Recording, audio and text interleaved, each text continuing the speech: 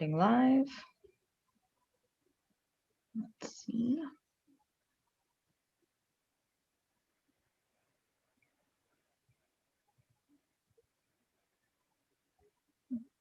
And we're live. All right. Hello, one and all. Welcome to this Sunday Night Live, Humanity First Movement. So we're very lucky today to have some folks from Citizen Assembly here today to talk about the EGORA platform, the electronic EGORA, a pure democratic conversation of citizen assemblies. So if you are someone who wants to develop your political philosophy and engage with others who are having these conversations, we're really excited to check out what they're building. And just as kind of a reminder for those who are new to us, the Humanity First Movement is a network and organization that grew from the grassroots volunteers of Andrew Yang's 2020 presidential nomination campaign. And since then, we've followed through the ideas and are supporting Humanity First policies from UBI and democracy reforms and organizing all around the states. So if you would like to join us, here is our join link for our Slack. And you can find our website, hfmovement.org, and connect with the whole kind of constellation of other organizations in our network. Our Facebook, Twitter, YouTube, Instagram. Some of you are watching right now on the live stream, so hello to you there. And upcoming events. The biggest one is Thursday, June 17th through the Saturday, June 19th is the North American Basic Income Guarantee Congress. And it switches every year back and forth between the US and Canada, and the US is hosting this year, and it is unsurprisingly in our world online this year. But go check out their website, nabigcongress.com, or their Facebook or Twitter. The schedule of all the speakers has been published, and they have a particular platform where folks can kind of engage in between the sessions. So this will be a great place for us to hear the latest from researchers, people running UBI pilots, activists, so we can all get together and figure out how to move this conversation forward. All right, so cash release advocacy. The child tax credits that recently got passed as a monthly refundable payment to parents with children under 18, there's a petition now to make it permanent rather than just 1 year. So sign on. And then also bailoutthepeople.com is still active. There are tools for calling your representatives, writing letters to the editor that go to the 5 closest newspapers. And if you hop online onto Twitter, we have Twitter trending teams that work on kind of pushing the UBI conversation online. Also, the Basic Income March and Basic Income Week are scheduled for September. So there are weekly planning meetings every Wednesday. Here's the Zoom link. So hop on and join all of the cities around the country that are starting planning to raise this conversation. It's amazing what's happened in the last year. And hopefully we keep this conversation going beyond the point where we've been in this pandemic. All right, and then candidate supports. I will turn this over to Yenny. Hey folks, so for those of you who don't know me, I'm Yenny Jarosh. I live in Worcester, Massachusetts, and I'm running for City Council District 5. Our district, we've got 5 districts and 5 at-large seats, and then we have the mayor, who's the tiebreaker on the city council. And I am running against 4 people. There's no incumbent. So it's really just whoever's the best in the race, and I think that is me. Otherwise I wouldn't be running. But so right now came from a interview for Unity Radio. The video for that has been shared to my Facebook page. They went live on Facebook, so if you want to check that out, it's there. It's about an hour. And then we've got Another interview that's going to be happening on Wednesday for my local access TV. That's going to be awesome. Right now, I am also hosting live stream podcasts on an almost weekly basis, and I have my drop-in meet and greets Mondays 5 to 7. So I would love to see anyone who's interested in volunteering or getting involved in any way there as well. So what I'm urgently in need for is people to phone bank for my event on the 24th. I'm hosting a meet and greet event for the district. I really, really need to get enough calls out there that we have people that show up. The calls have been fantastic in the past. We generally are getting a 1 out of 100 people showing up for previous phone banking. So with about 13,000 people in district, we totally could reach them all. We just got to give them the voicemails to let them know that it exists and that I am here and listening. So phone banking shifts are happening on Wednesdays and Saturdays. Those are not the only times you can phone bank. As soon as you're set up, you can phone bank on your own time in between. And so I'm going to be running 2 different options for phone banking. We've got the inviting residents to the events, which is a great way to start. We're mostly leaving voicemails. I think I get like 1 person out of 30 calls I make or so. So it's not a lot of talking to people. It's a lot of wait 30 seconds for the call to pick up and go to voicemail, leave the voicemail, move on to the next call. So it's very low on the anxiety front for me. I know that there's problems with that for some folks, so that's a great way to start doing phone banking. And then I've also got voter ID calling that I'm going to be starting up soon to start identifying who is my support network. In addition to phone banking, we've got some other ways to volunteer. I've got a Facebook Messenger and Twitter DM chat I post things to it, and you can like and retweet and share the content to help me boost on social media a little bit. You can host a fundraiser or commit to getting 3 people to donate at least $5. You can help with writing, editing, translating of content, or researching and data entry for policies and things like business contact info lists and things like that. So if you have any questions for me, I am always around. Check me out on social media. I am around usually 10 a.m. to like 2 a.m. So please check out my stuff on my website, yennyforcouncil.com, and you can register to volunteer at bit.ly, the bit.ly link that's on screen. Capitals matter with bit.ly, so keep that in mind. I hope you have a wonderful rest of this call.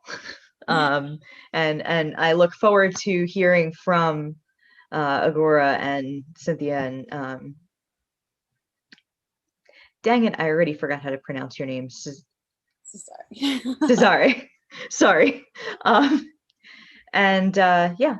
So please come phone bank for me or donate. Donate.voteyenny.com is a nice, easy link to get to my donating page. So, all right. And the thing I would say for Yenny is she has a very well set up campaign. So for anyone else that's thinking of running, volunteering with Yenny is a great way to learn the total wraparound structure of running a local city council style race. All right. And then also Erica Rhodes running for Congress. She's connecting, and anytime you're running for US Congress, you have a lot more people to contact. So she has begun that voter outreach now for a race that is in 2022.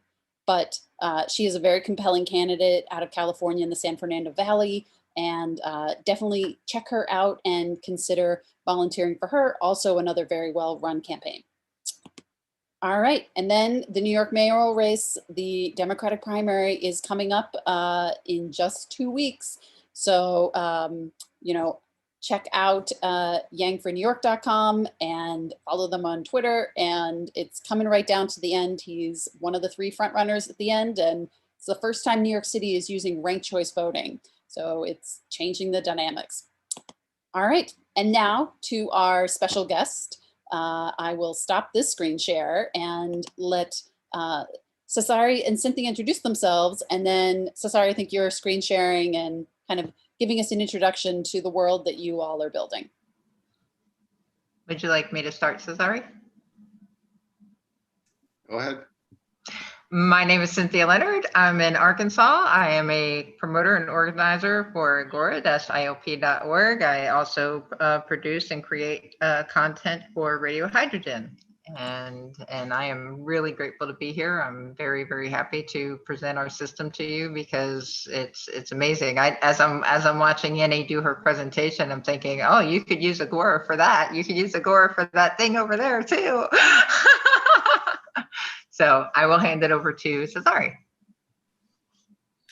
Thank you, Cynthia, for warming up the crowd, because you have such a warm personality.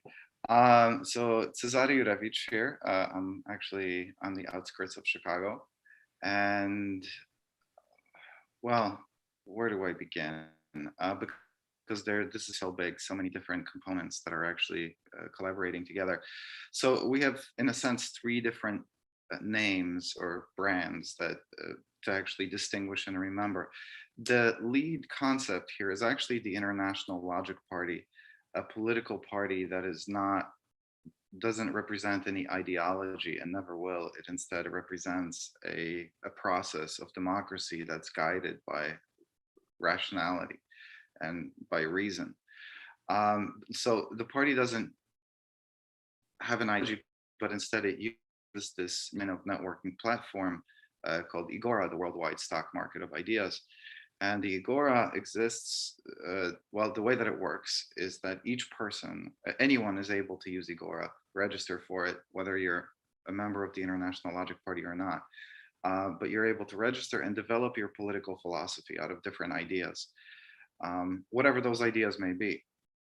But then as people share the different ideas, some of those ideas get a lot more support than others. And so we have it's called an idea dominance index that shows all of the different ideas according to how much support those ideas have from the people.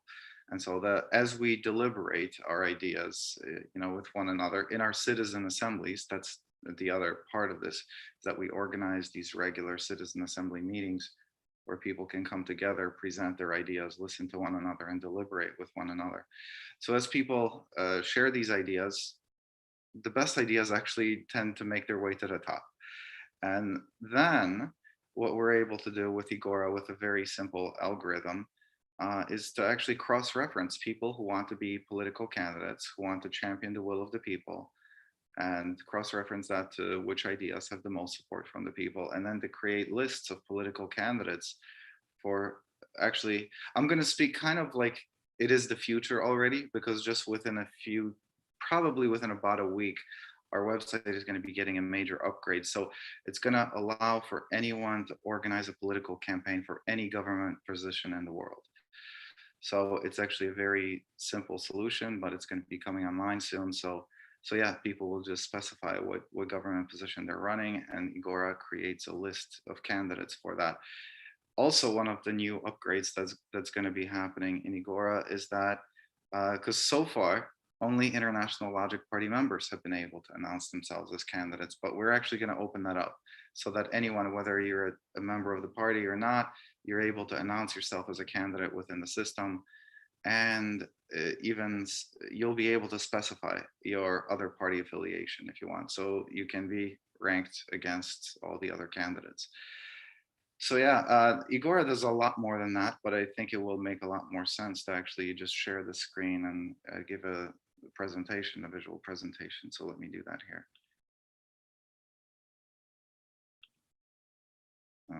This is all right, so here we go. So this is the front page of EGORA, and EGORA has a Greek theme to it because it's actually based on Greek philosophy and Greek democratic concepts. I'm going to go ahead and click enter to go to the next page. When you scroll down, this is the registration screen. It's very simple. We ask for people's names and for people's nations. Notice it says nation, not country, because there are many nations around the world that have been colonized and, oppressed and included into other countries and nations and empires that they didn't really want to be a part of. So here we let people identify themselves however they actually identify themselves, not the labels that have been imposed upon them. But so starting from from the EGORA screen, this shows you how many people have registered for EGORA in total, how many of those people have declared themselves as members of the International Logic Party, and it also shows you the names of the nations of the International Logic Party that are represented here. Over here on the home screen, this is where I'm actually developing my political philosophy out of different ideas. This is called the ideological profile. It's a collection of all kinds of different social, economic, existential, well, it can be any kind of idea, really. The question is, will the idea thrive? Will other people want to support it? But what's important about how these ideas are organized is there are two main categories, and one of those categories is universal ideas. Universal ideas that can be created by anyone and they can be shared by anyone from around the world. But there are also national ideas, and national ideas can only be created and shared by people from that specific nation. So over here, this is a United States of America idea. And the other way that these ideas are organized is according to point positions. So this idea here, this is the top idea. This idea has 23 points of support from me. So I'm giving this idea 23 points, but this next idea, I'm giving it 22 points, 21 points, all the way down to 1 point. And the purpose of this is to incentivize people to actually structure their thinking, to organize it, and to prioritize it. There are also 0-point ideas. They're like alternative ideas. I'm not going to get into that right now. But so I'm assigning these point values to these ideas, but I'm not the only one doing that. Other people are also doing that. So for example, this 23-point idea, it's actually like my fundamental philosophy about nature of reality, human capacity for understanding reality, mechanics of reality, ethics, rights, trust, and politics. It's a very philosophical idea, but it's like the foundation of the rest of my ideas. But so I'm giving to this idea, I'm giving it well, I'm one of two supporters. So together we give this idea 43 points. This next idea here, I give it 22 points, but this idea has 9 supporters who together give it 123 points. This idea that might be of most interest to this group, this is the universal basic income idea. I give this idea 15 points. This idea has 387 points from 28 supporters, and so on. So if you want to get to know me, if we're going to have a discussion about some ideas, the best place to start is for us to look at each other's ideological profiles, and the discussion can proceed from there. Now over here on the ideas screen, this is where you can see all of the different ideas listed, and they're listed in a few different ways. First, you can see the newest ideas. So that's what we're looking at here, just the most recently introduced. This next category, this is the idea dominance index. This is actually where the ideas are organized according to how many points they have. And so this is the #1 idea in the world within our system. It's the universal basic income idea with 28 supporters, 387 points. The next idea here in second place is about voting reform, and it has 183 points from 17 supporters, and so on. There are just hundreds of ideas here. I think there's even close to 1,000 ideas here that have been contributed by people from around the world. Some of these ideas are brilliant. Some of these ideas are absolute garbage. A lot of them are somewhere in between.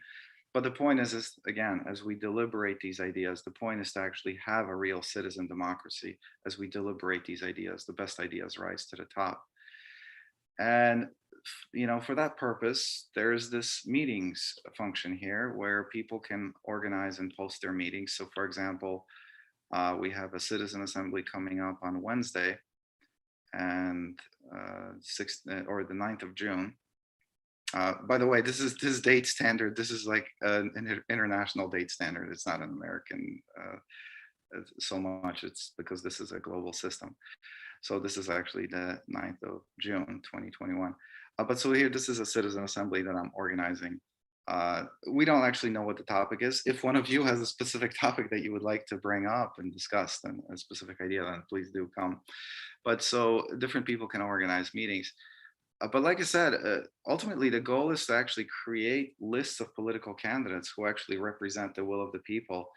And so we're still developing this. Like I said, we're going to be having some updates going online within about a week. And that's going to enable us to actually create lists of candidates for any government position. Right now, this is just one list. But for example, typing in United States of America, actually, you know what? Let me submit myself as a candidate just for the sake of example. Not that I really want to be a politician, but I always tell people lead by example. So for example, here we have two candidates in the United States of America. I'm in first place. I have a lot of points because I support, I support a lot of the popular ideas, and I also advocate for a lot of those ideas. Cole here is in second place with some of the more novel ideas. But for example, you can check out Cole White. You can check out his ideas. You know, what does he stand for?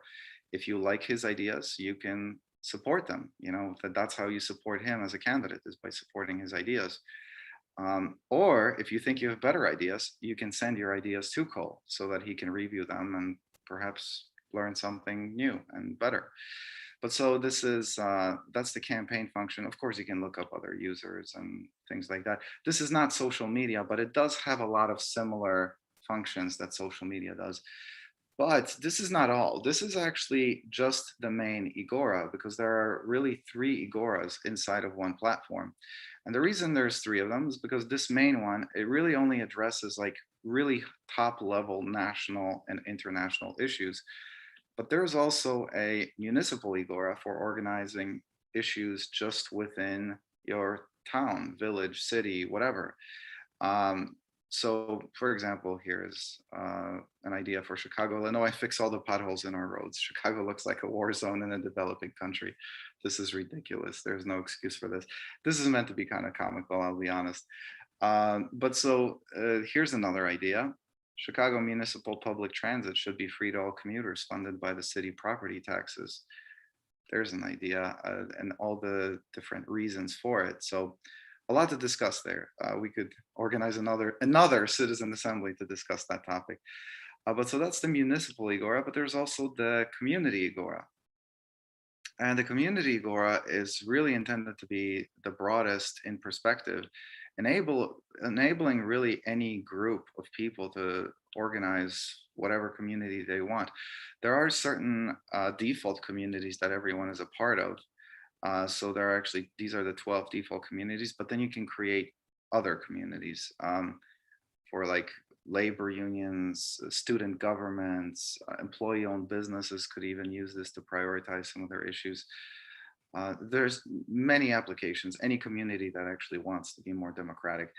But just to show you like some of these communities that everyone's a part of by default, EGORA Development is a community specifically for people to contribute ideas about how to make this website better. There's truths we should all know, which are, jokingly, I could say conspiracy theories, but no, there are some good ideas in there. There's also stories we should all hear, which is a bit more personal take on that. World's biggest challenges. This could be like complaining on a global scale. I'm half kidding about that. There is a citizen assembly community that's for structuring and organizing the citizen assembly as a movement in itself. My favorite books. This is intended to be just more personally useful, to share some really interesting texts and prioritize, what do people really think are the best books. But then there's also my personal values. I've been having a lot of fun with this. This is an interesting way to get to know yourself and analyze yourself and learn about others. Shaping culture. I really like this one. This community, the types of communities that are here. Well, we don't need politicians for any of that. These are things that we can do on, in our everyday lives to bring about large change, but we can raise awareness about these different ideas so that we can coordinate our action. There is a bucket list, which is intended to be actually kind of entertaining, but it's used. I've been kind of using this as a to-do list, to be honest, but I do have a few things that are actually more serious. There's a community, media we can trust. This is for people sharing information about different media outlets that actually deserve our attention and our focus. conversely, there is businesses to boycott. It's for people to raise awareness about business practices that we don't find acceptable, and to, on a large scale, to organize against them, while at the same time, hopefully providing some better alternatives.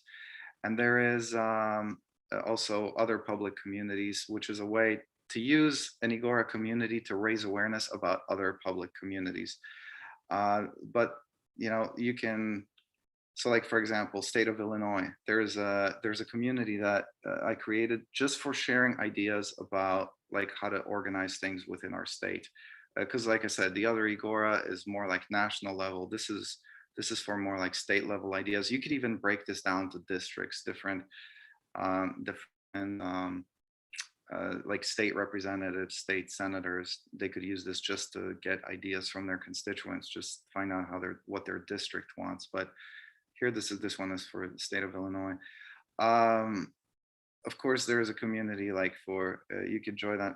I'm the only one in it. So anyone who wants to discuss education reform, honestly, I'm not even that knowledgeable, and also election reform. This is, I'm kind of drafting some ideas in there. This is kind of fun, regimes to overthrow. I think there are a lot of totalitarian regimes around the world that need to be taken out. So let's go world police. Not everybody's, all hot about that, but I'm having fun with it. So, but seriously, there are some really oppressive regimes around the world, and I think we should be thinking about that, because we don't often. Anyways, not to get too ideological here. We just wanted to share with you the tool. Like I said, so we have these 3 different EGORAs to organize information at different levels.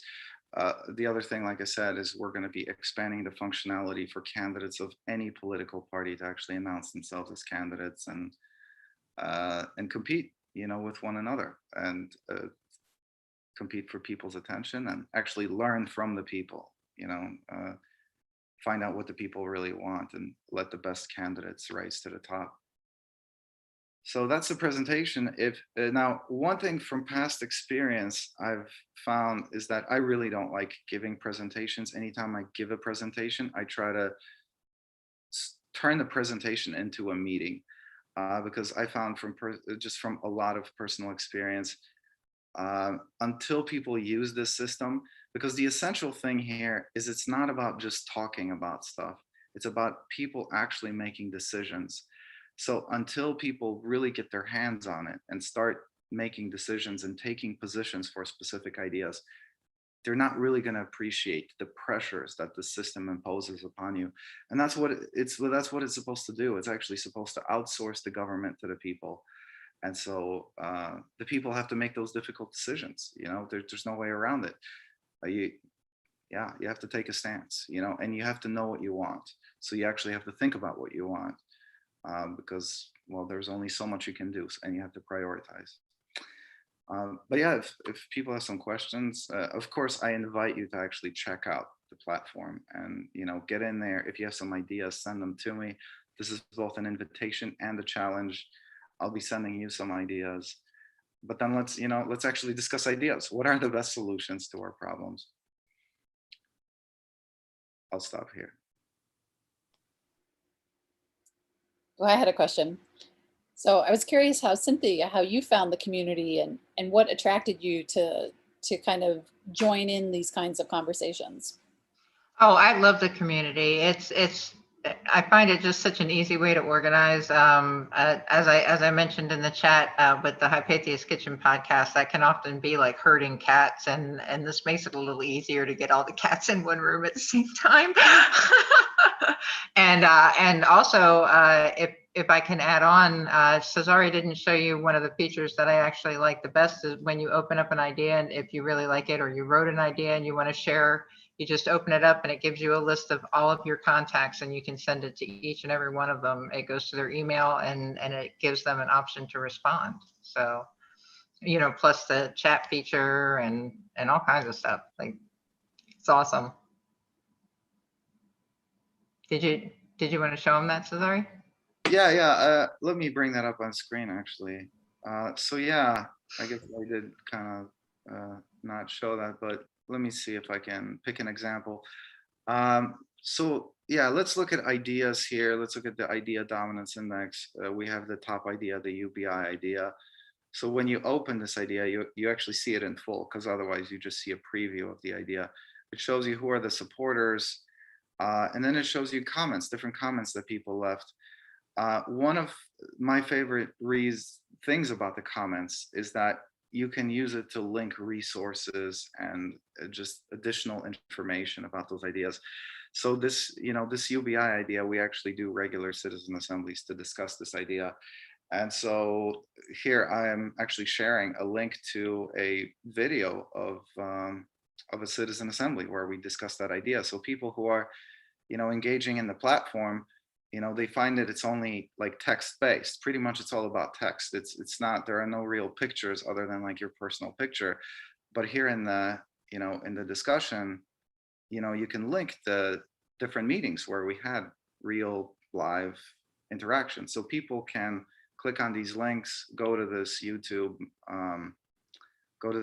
page and kind of like sit back and enjoy, and listen to other people deliberate this idea as you make your decision. Welcome, Jose. Whether you think it's good or not. Welcome, Jose. I just want to, so it's going to be great. So yeah, so it is actually becomes a multimedia experience that way. And the other thing about inviting people, then there is this function here, the invitations. And you can, if I want to send this idea to a bunch of people, it tells me who are the supporters.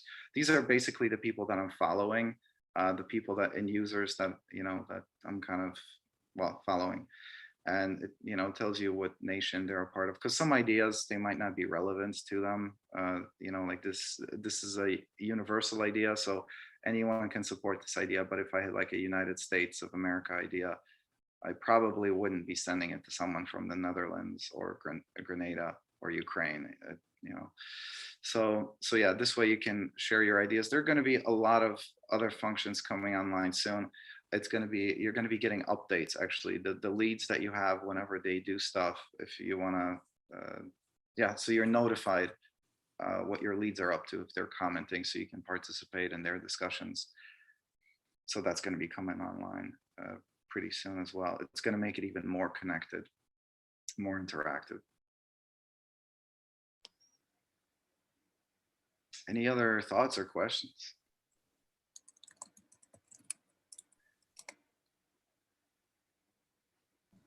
I would suggest that you pull up an idea and we have a discussion about it, so that they can see how Citizen Assembly works. Like, isn't that what normally happens? Like, why are you changing the script on me, dude? You know what? Thank you so much. I couldn't without you. Yeah, you said that the experience that everyone has with this kind of direct democracy, the kind of free-for-all, takes a little getting used to. Yeah. Well, so just to let you all know, the way that our citizen assemblies work is you will have a presenter who has an idea to share. Otherwise, what's the point of getting together unless someone has something meaningful they want to share with others? So let's say this is, the topic and I'm the presenter. So I will actually read this idea in full. Now, this is a really short idea. It's only a paragraph long. So after the reading of this idea, we're going to want to see who agrees with an idea. And then after we see who agrees with it, then we'll want to see who is a supporter of that idea. And there's a difference, because someone who agrees with it, they just kind of lean in favor of it. But somebody who supports it, what we mean by that is actually one of these people, one of the people who actually has this idea in their ideological profile. It's a part of their philosophy. And there is a difference, because you might agree with it, but you might not be a supporter, because actually when you look in the ideas screen here, when you look in the idea dominance index, and you can search for just for UBI, and you can find that there are many UBI ideas. There are many ideas that are addressing this topic. And some of these ideas are better than others. So somebody might agree with this idea, but they might not support it, because they might support a different and whatever they think is a better idea. Of course, they would have an opportunity to then talk about their idea. Actually, here's an idea that's actually a derivative of that other one. But yeah, so there are other UBI ideas here, actually quite a bit of ideas that talk about the UBI. But anyways, let's have a reading of this real quick. And I'll, Cynthia, actually, would you read it for me so my voice doesn't get too old? Yes, I can do that. Hold on, let me move some squares around on my screen here. Okay, universal basic income. In our sophisticated society with a complex economy, we recognize that while we must incentivize people to be productive members of our society, the value of the contributions of some members to society cannot be easily gauged by their activity in the market. For example, parents, artists, philosophers, community servants, etc. Furthermore, we recognize that markets can fail to reward people despite their best efforts to be productive. For this reason, we should institute a universal basic income, or UBI. The amount of this UBI should be dependent on the size of the economy so as to never disincentivize higher productivity of our society. Thank you so much, Cynthia. So I'm going to stop screen sharing, and what we want to do is we want to see who agrees with it, because if we're going to have a discussion with different people, we want to know how people feel about an idea. So just real quick, could we have a show of hands for who agrees with that? So I see myself, Cynthia, Keith, Pavel, Megan, Cole. So we actually have a lot of agreement, which is interesting. It's okay. This is just a rough count. So if we miss somebody, it's not that big of a deal. We want to just get a general sense. The next step is to see who is actually a supporter of this idea, meaning who has this idea in their ideological profile in EGORA, or who intends to add this idea to their ideological profile in EGORA as soon as they get a chance. So who's a supporter of this idea? So that's myself, Cynthia, Keith, Megan, Pavel. Okay, it's a little bit less than first time, but still quite a bit. And then the next step is we get into the deliberation.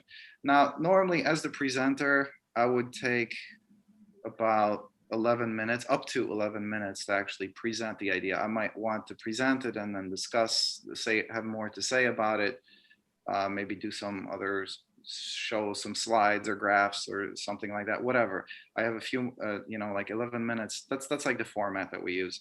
And then we move on to the deliberation. I actually talk long enough. What I'd rather do is turn the discussion over to the assembly. But the thing is that people can say whatever they want. And of course, this really depends on whoever is moderating the meeting. They might have their own tastes and their own limits for what they might allow. But in my meetings, the ones that I organize, I mean, if people want to talk on topic, for it, against it, when it's their turn to speak, they can do that. If people want to talk about a different topic, they can do that because it's freedom of speech. The reason for that is the way I look at it is really this idea is just the subtopic of the assembly, because the overarching topic that's always that we're always discussing is how to actually create a better society. So if somebody has a better idea that they think a better or a more important idea that they should be talking about, then by all means, they should be talking about that instead of whatever I think is more important. That's real freedom of speech. So, yeah. So actually, who would like to speak first? And I see Cynthia has her hand up. So Cynthia, you have the floor. I just wanted to add on a little bit to that because by making a better society, part of that is especially in the Citizens Assembly, because EGORA makes you think. It makes you have a complete thought process and really helps you to coalesce an idea in your head. You know, when you present an idea and it's not fully formed, but you think it's formed enough that you can get some feedback, like it's very helpful. And I think Cole can actually speak to this better than I can. It helps you make that idea better. And I will also tell you that I've had roughly 100 of the UBI conversations, and I found it very enlightening just being there, because you find certain themes and certain arguments coming up over and over and over again, and it makes you better at countering those arguments in an effort to alter perception to actually make this thing happen. So that's all I would say. So who has their hand up next? Who would like to speak next? Any hands? We have Cole with his hand up, please. You have the floor. Yeah, I wanted to say sorry about the noise in the background. I'm at the coffee shop, but yeah, I wanted to say that Cezary is really good with the logistics and explaining how to do everything. But the ideology, I mean, for me, is like based on the idea of like the Greek Forum, or like a more greater form of direct democracy, where we can participate with each other in debate and maybe even vote on things that will one day be supported by candidates that we select and will become amendments, or sorry, become like bills to introduce to Congress, and have people on our side there as well. Um, that this is a philosophical form of talking politics, that Cezary's party, or the created proposed party, is the International Logic Party, which is it encompasses basically everybody. Everybody in the thing is different and has their own party affiliation, but the International Logic Party is something greater that we can sort of belong to at the same time. So it's almost like a meta party.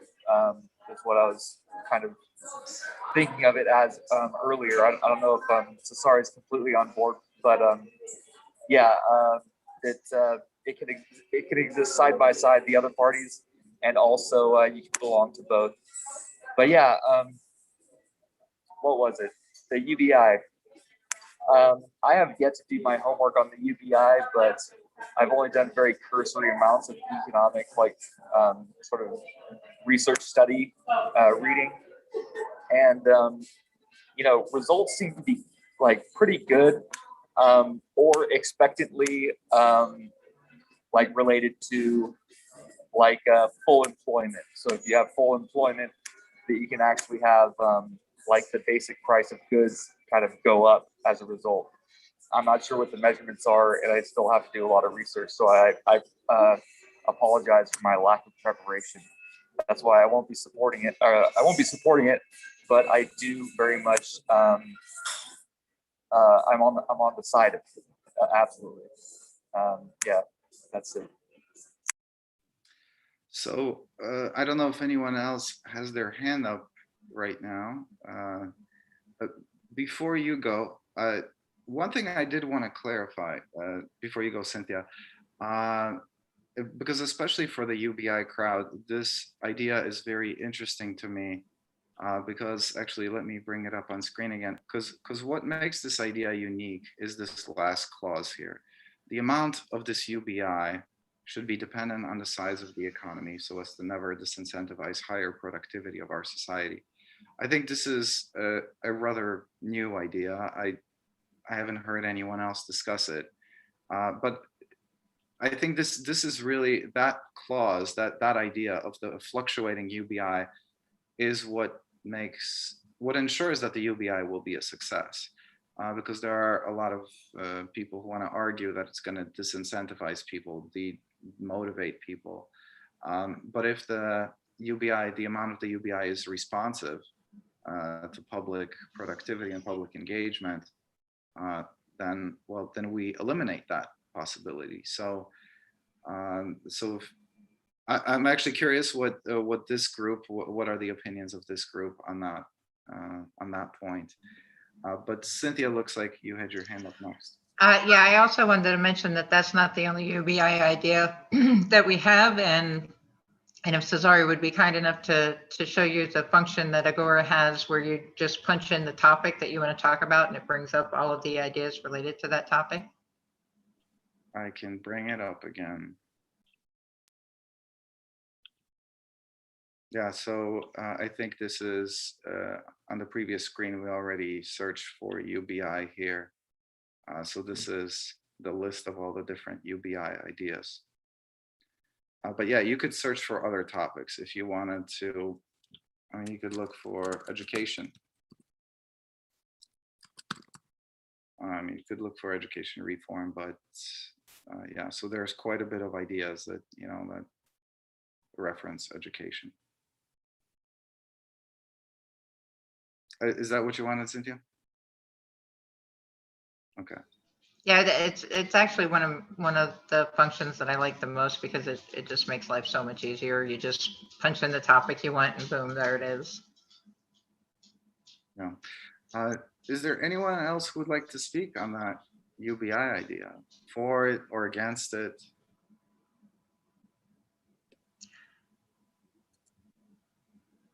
Catherine? Please.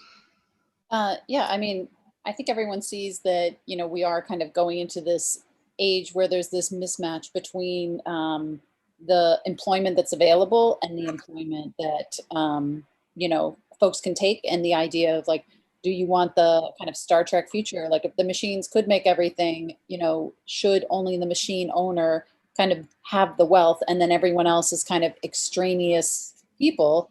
Or like, are human beings capable of doing things that aren't, immediately tied to how do I get food and shelter? Like, if food and shelter is provided, what is the next organizing structures and drives in society? And I think that's kind of an interesting question. Like, there's definitely a big chasm to go between deciding, that, oh, we think this is a good idea, and then actually getting politicians to implement it. And then some of the ideas that are on the platform talking about, different reform of government and representation and kind of control of those people who are supposed to be representative of the citizenry.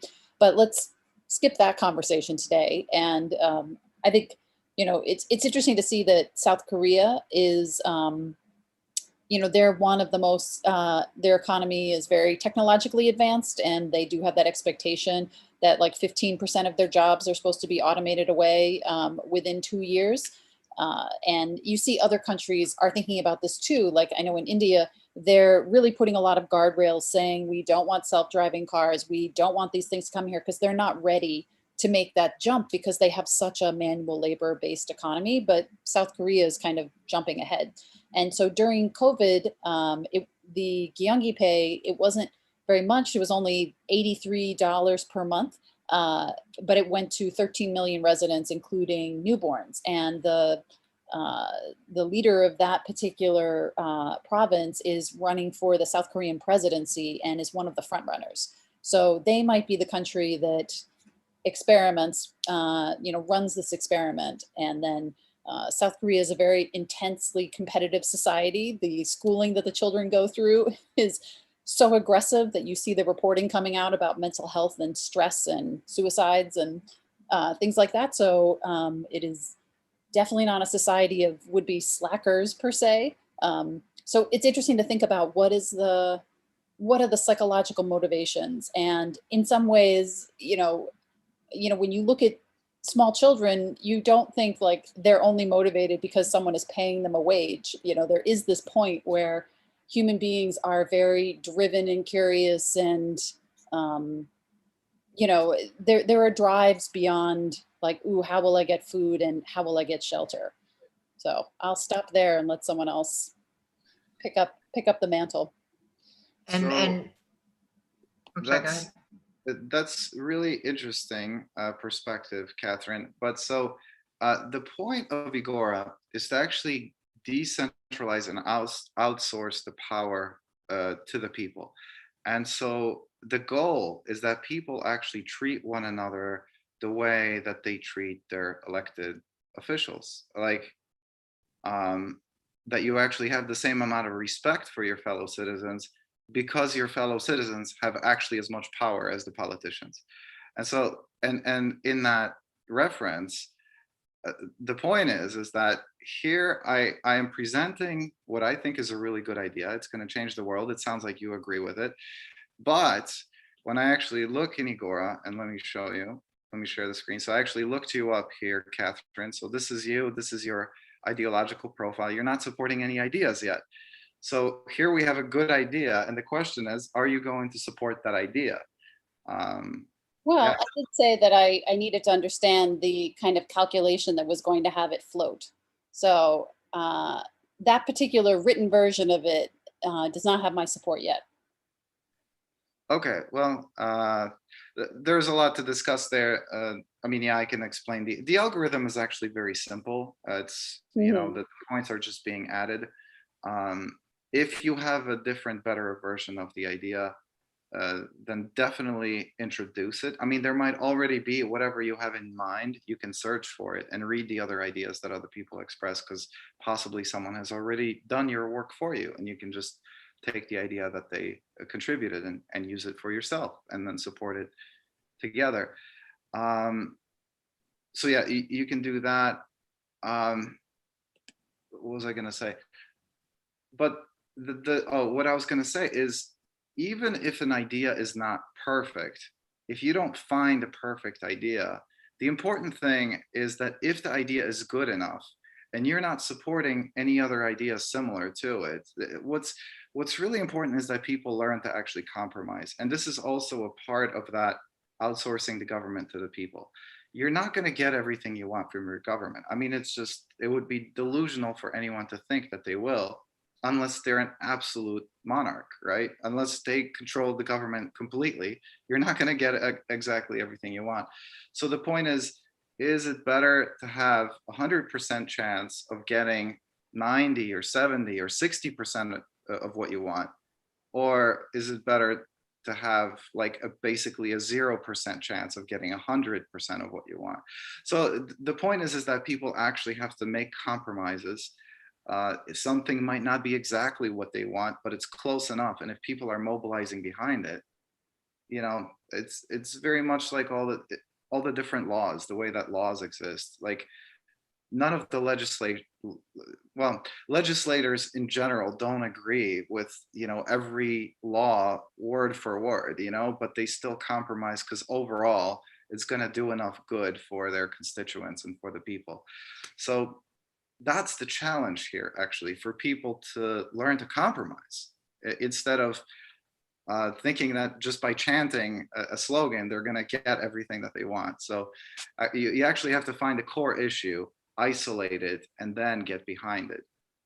So point is that this idea here, and we can discuss, I'd love to discuss this idea at length. Frankly, my favorite discussions are really one-on-one with people, because that's when you do have a chance to explore ideas in depth, and you have the opportunity to discuss how those ideas are related to other ideas. But yeah, so those are my favorite discussions. But until you find a better idea, I'd suggest you support this one, and you could support multiple UBI ideas, actually, until you see which one of them actually emerges as the real winner. So it is possible for you to actually sign on to multiple versions of similar ideas. True, but already there's over 400, almost 500 some universal ideas in here, and right now there is like over 600 people here. But then let's say we scale this up, 30 million people in the US, 30 million people in Brazil, a billion people here, a billion people there. Like, how does direct democracy work, when, we actually don't have enough time in this lifetime to hear from every single person? So the thing is that this system is not actually direct democracy. I don't call it direct democracy. I call it intelligent democracy. Okay.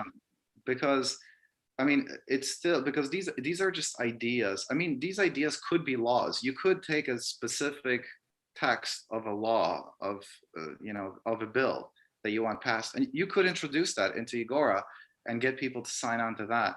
So you could do that. But in general, these ideas are intended to create like a profile of what an ideal political candidate would represent.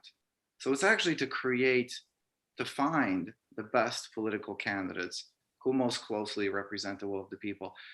Then those people will go on to actually draft the specific laws within the guidelines of the ideas based on that the people gave to them. I feel like there was one point that you made. Oh, so this is not direct democracy. It's not actually, so it's not like half the people in the United States have to agree that this is the #1 idea before it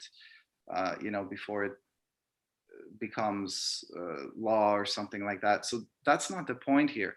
The point here is to actually have enough good ideas to create those candidates who will then make those laws. And I have to admit, this system is biased. And I built it intentionally to be biased towards rationality. Like that's the actual bias. It's not intended to give the majority the power. It's intended to give rationally thinking people, even if they are in the minority, more influence over others. That's the actual thing. Because it's not about which individual ideas make it to the top. It's about which collection of ideas make it to the top. And because then the International Logic Party members go on to evaluate the candidates, whether their ideology is actually logically consistent with itself. Because if you're supporting an idea, it might be the most popular idea for, for more public spending. And the second most popular idea is for lower taxes. And you're supporting both of those ideas. Guess what? That's not logically consistent. It's not going to work. So if you're just trying to game the system by supporting the top two ideas, it's not going to work in your favor. It's, even though these are the most popular, the two most popular ideas, you're going to lose with those ideas. That's what the system is supposed to do. Yenny, you have your hand up. I'm curious, is there a way for, I mean, Catherine was mentioning that there's like 400 and something ones on universal basic income related stuff. How is somebody supposed to go through anywhere near that number to compare them to see which ones they like, which ones they don't? Won't that dilute the reach by having so many different options under one thing? Because not everyone's going to read them all. So not everyone, sorry, 50 plus. That's still a lot to compare and read and go through. And then if somebody posts something new, how does that go out to the people who supported or didn't support the other income based related ones? Yeah. There's like a reach and a dilution of the market going on. Yeah, well, you're not supposed to go through all of those ideas. A lot of those ideas are just garbage. They're really they're half baked. No, I'm telling you, but then you also have to still figure out which ones are the half baked ones. No, actually, keep in mind the main problem that this system is intended to solve is to scale the dynamics of a citizen democracy to unlimited size. So like if you have a small society of like a few hundred or even a couple thousand people, in like a town or something, those people can actually have a town meeting. They can come together on a regular basis, once a month or once a week, and everyone can get a chance to speak and be heard by everyone else. The citizens can actually talk to their neighbors. Within the span of a week or a couple of weeks, you could probably talk to everyone in your town. If you have a good idea, you can actually share your message. But in a society of millions or billions of people, you cannot do that. And actually the wealthy are the ones who have the power because they have the ability to disseminate their message. While you're not going to talk to every American citizen. You're just not going to do it. You don't have the time in your life to do it. But the wealthy can. And they don't even have to hear them back. They don't even have to hear their response. As long as they inundate them with their messages over the media, they get their say. So this is the purpose of the system, is actually to scale the dynamics of that small community to unlimited size, to make it for people to have that same dynamic. So the way that you would actually learn about those other ideas is by coming to meetings. Like this system is not a substitute for people actually coming together and having a citizen democracy. It's intended to include everyone in that. So that's still the main operating mechanism, is actually somebody has a good idea that they want to share with others, and they organize a meeting, and people who are interested in that meeting, they're like, oh, you know what? That's interesting, or that's a terrible idea. I'm going to go to that meeting and I'm going to tell those people why they should not be supporting that idea, and I'm going to give them a better idea. Hopefully, some people just want to complain, but so come to the meeting. If you have a better idea, let's hear it. So that's how you actually learn about this. Through that process, then the best ideas actually do emerge, but there is no substitute for it. That's real democracy that we're actually creating here. Cynthia, you had your hand up. please. Earlier, you wanted to speak. Oh, I thought I did, but I can answer, well, it's not really a question, but Catherine said that that's a lot of meetings, and yes, it is, but, you know, the community meetings would obviously be at the community level, and Zoom has made it so that meetings really aren't that big a deal. If you happen to be around and there's a meeting, you just turn on your computer and boom, there you are. We talk to people from all over the world, and it's been amazing. Like, it's just been freaking amazing. And I mean, Cezary kind of covered this, but my take on it is this system is built by the people, and you know, all of the systems that we currently have for our society are designed to manage people, to herd people, and this system is actually of the people. Every single idea has been discussed and written by the people. Every single candidate is supported by the people. There is no DNC, there is no RNC.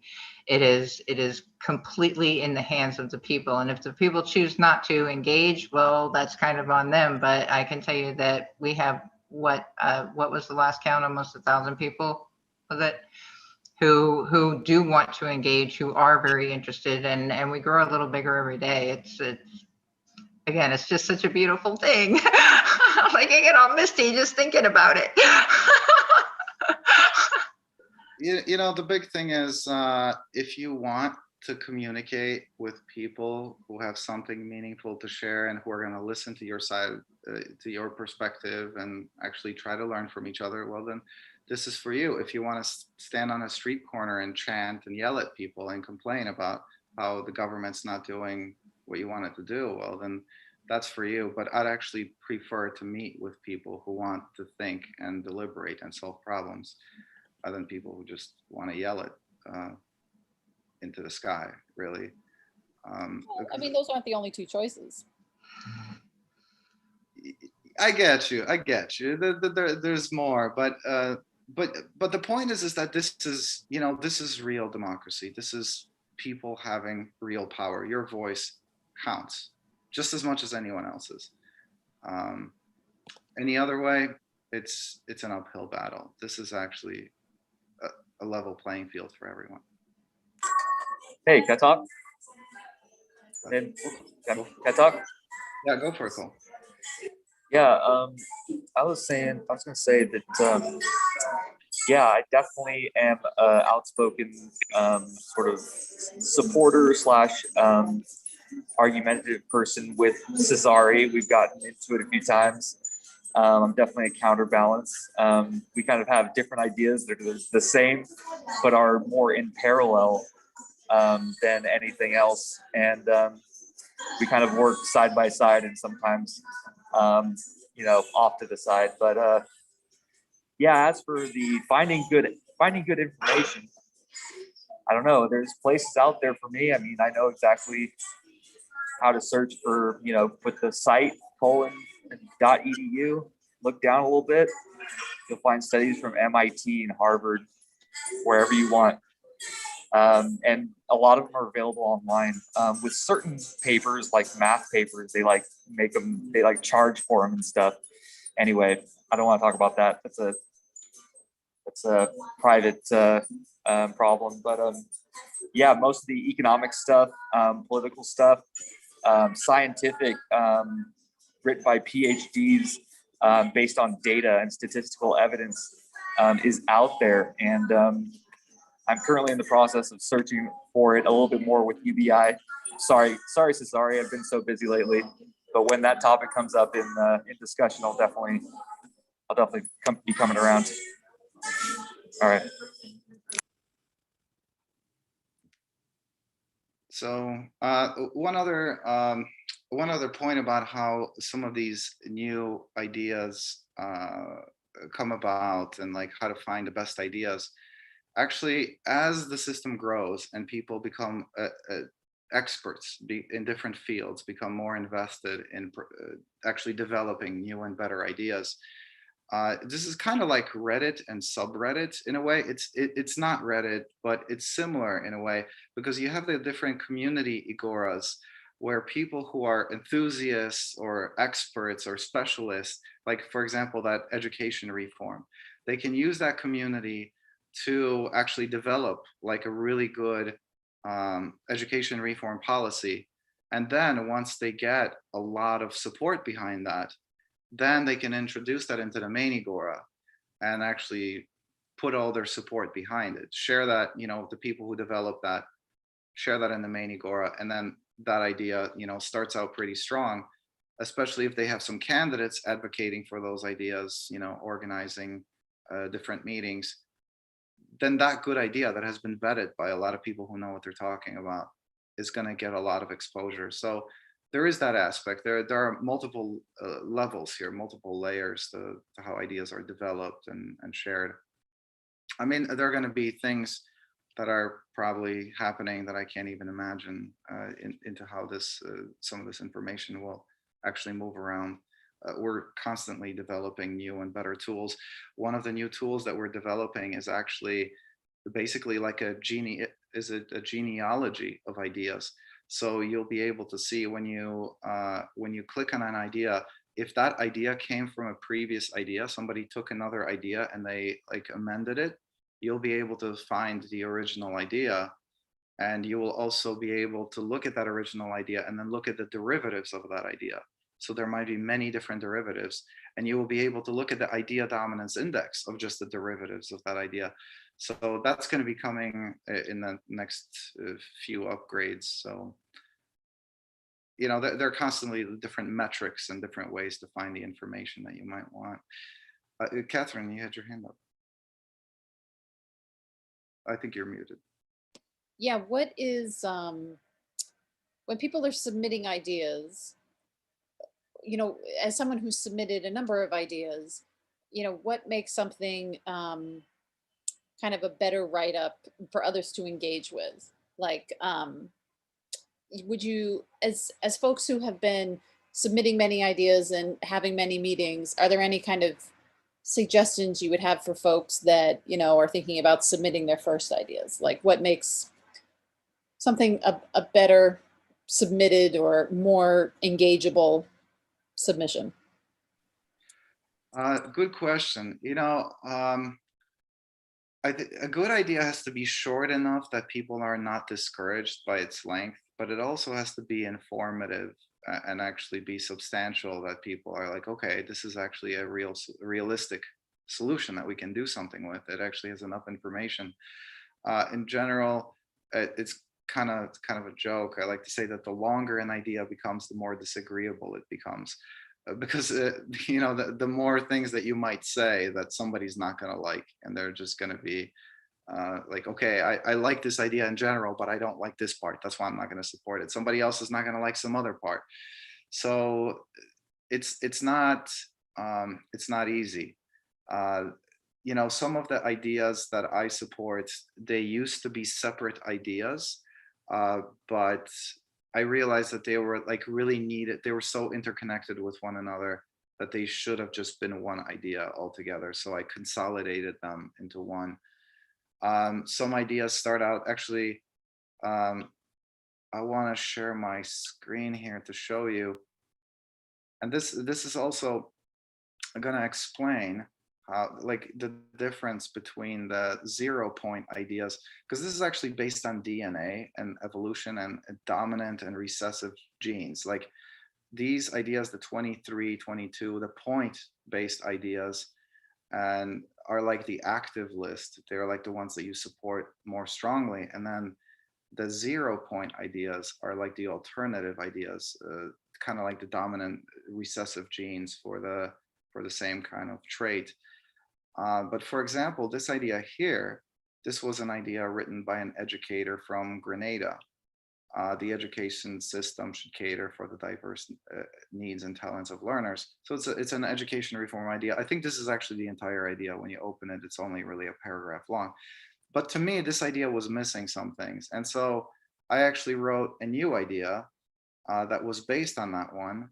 And it's, whereas you saw that one was the 0-7 point idea. It is 0 points in the 7 position. This is my 7-point idea, which is kind of like the alternative to that, but a more developed one.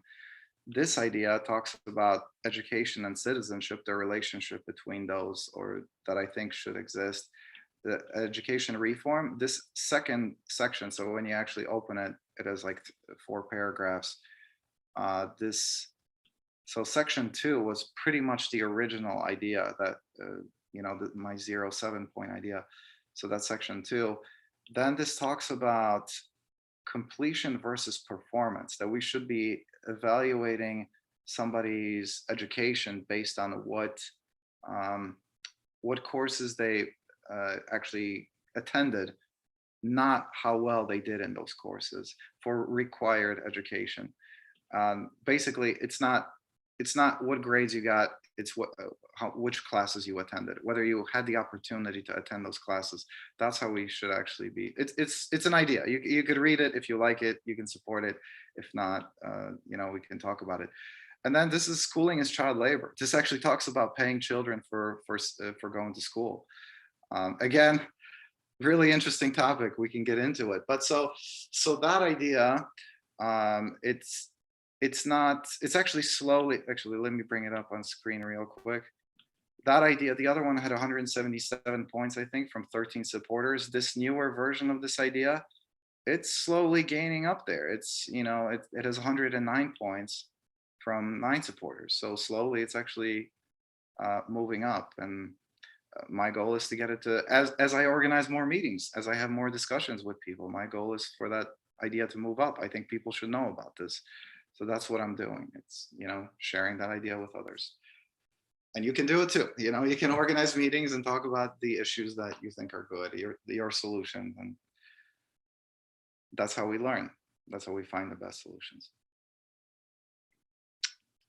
Any other thoughts or comments? Actually, we're kind of talking both about, we're trying to both do a citizen assembly, but not so much really. We're more talking about the system.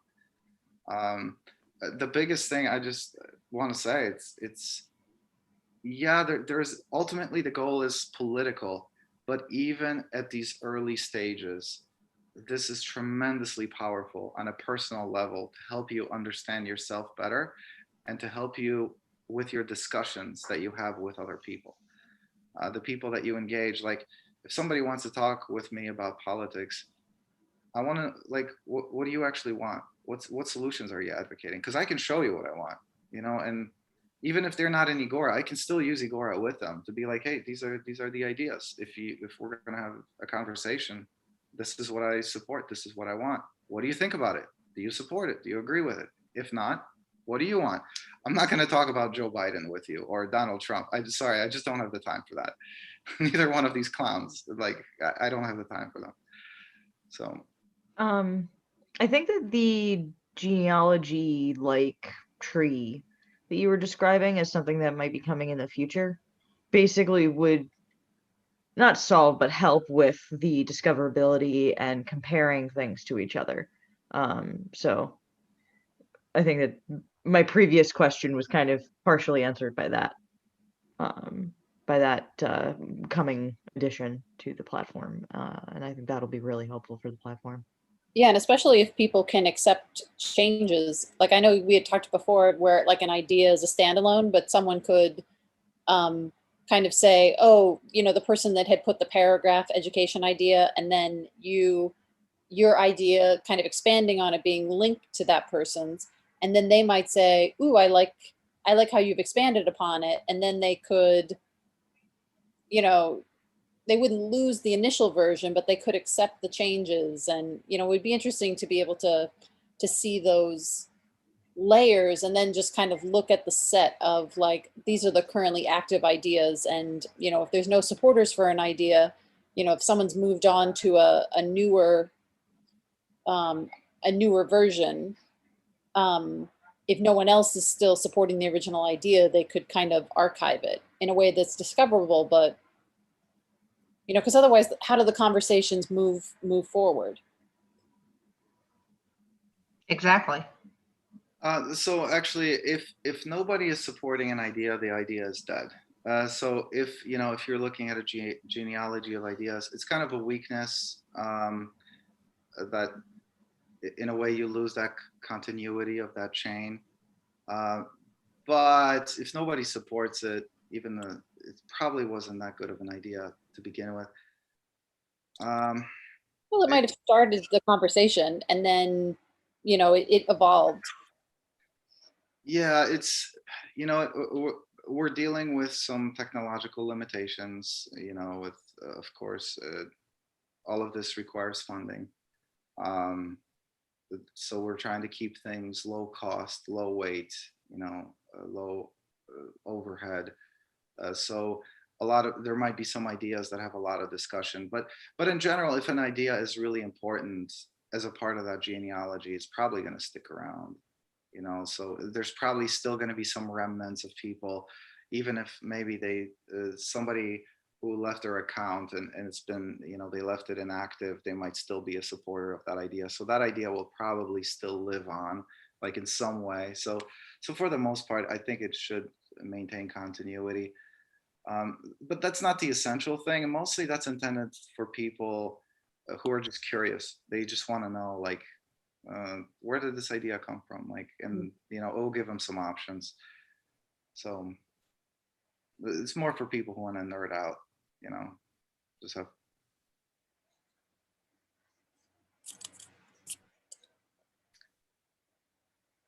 So, if nobody has any questions, I don't know how we're doing on time. I think, Catherine, you mentioned 35 minutes, but I think we're well over 35 minutes. Yes, we have. I've not been doing a good job at keeping track. I've been reading through all the ideas on Agora as we've been having this conversation. I've got 3 more pages of ideas to go through. Thank you for joining us. And, I'll just reiterate that people should go check it out in person and experience this a live meeting with the other regulars. So it sounds like a good one is this Wednesday.